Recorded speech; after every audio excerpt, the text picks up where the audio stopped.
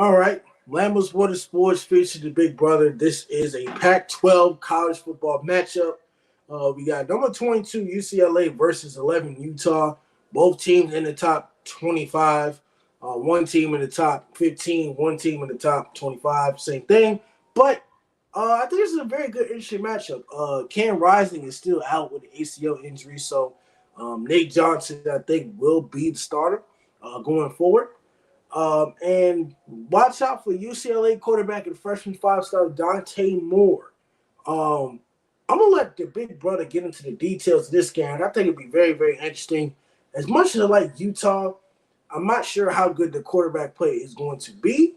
Um, but I like the 13 personnel. I like the run game with Nate Johnson. I think it's better.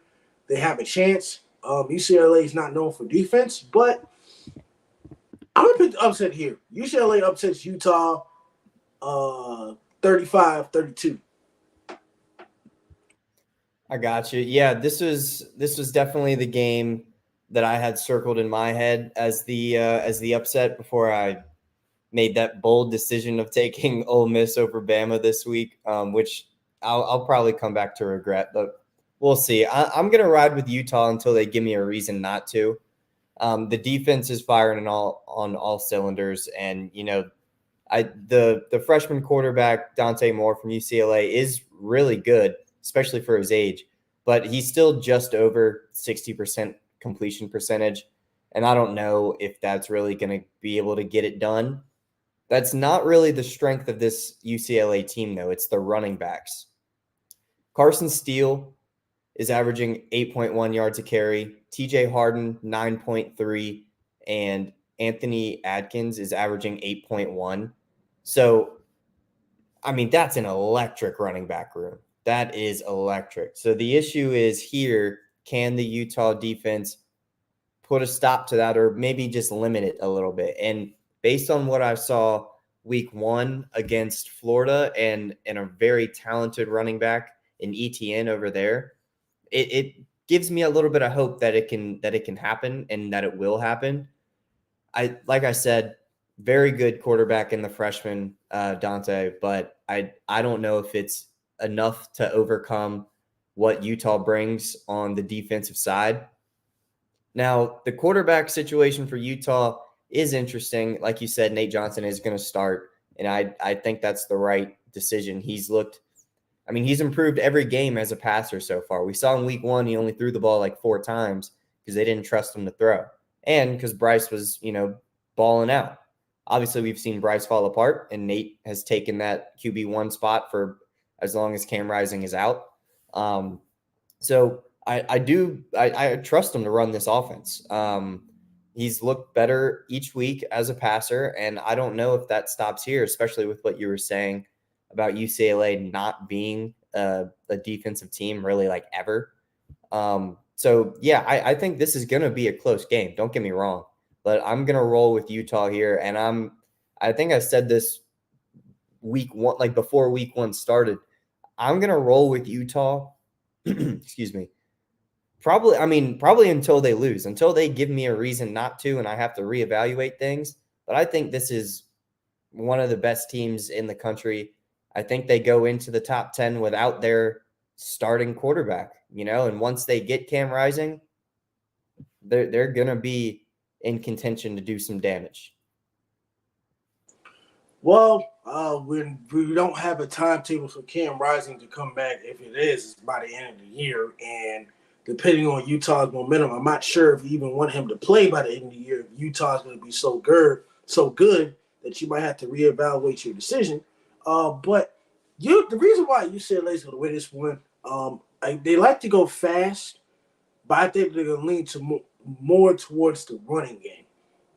They're not going to put a lot of pressure on Donte Moore to throw the ball. They'll throw some screens here and there, but I think they're going to throw a lot of sluggo routes.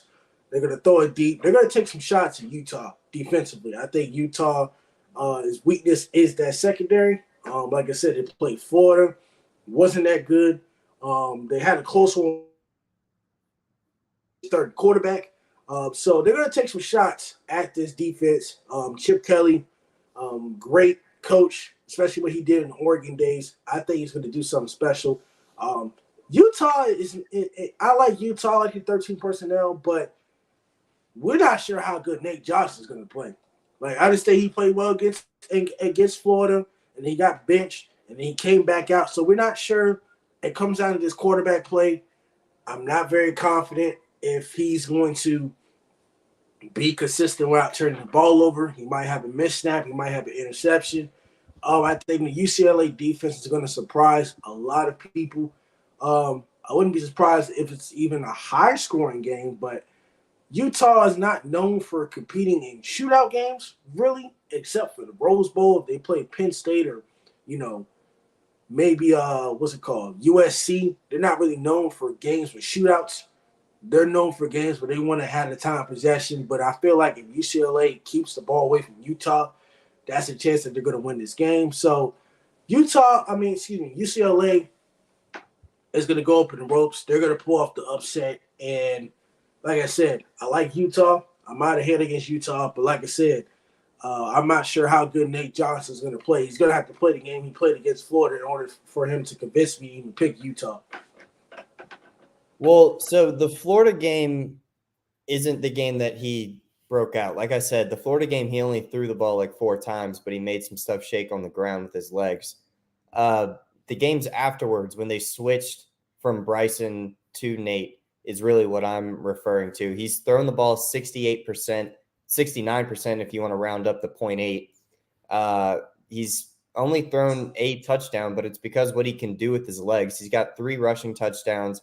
He gets 4.5 yards a carry, and that includes sacks, which I've said it 100 times. I think including sacks and rushing yards is the stupidest thing college football does, but they do it. So even after getting sacked a few times, he's still averaging 4.5 yards a carry. He's got 3 touchdowns on the ground.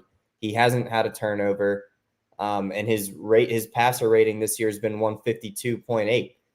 I mean, that's obviously he hasn't thrown the ball 100 times or anything, but he's playing efficiently. He's not turning the ball over. And I don't think that this UCLA defense is the team that's going to be the team that's, going to slow him down.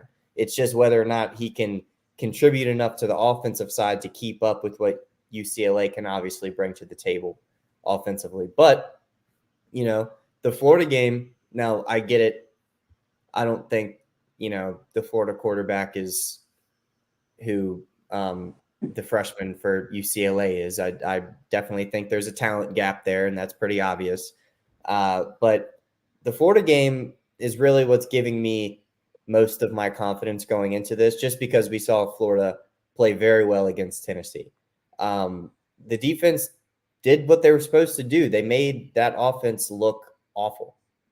And so I'm not saying that they're going to make UCLA's offense look awful. I think this is going to be a close game, but I do think that there's enough leaning towards Utah's side for me to side with them. Well, yeah, we'll see how this game goes for this one. Like I said, it's going to be a very, very close game, high-scoring game, but I'm going to pull the upset here. Next episode we got to talk about, we still got more college football. Another Big 12 matchup. We got number 3 team in the world, or in America, Texas. Texas is back. Oh, my God. Texas, Steve Sarkisian, Quinn Ewers. Next episode is Texas versus Baylor. That will be a great primetime game. It's at Baylor. Will Baylor get their starting quarterback back? Will they pull off the upset against number 3 team in Texas, or will Texas continue to prove us wrong and claim that they're back since the Vince Young days?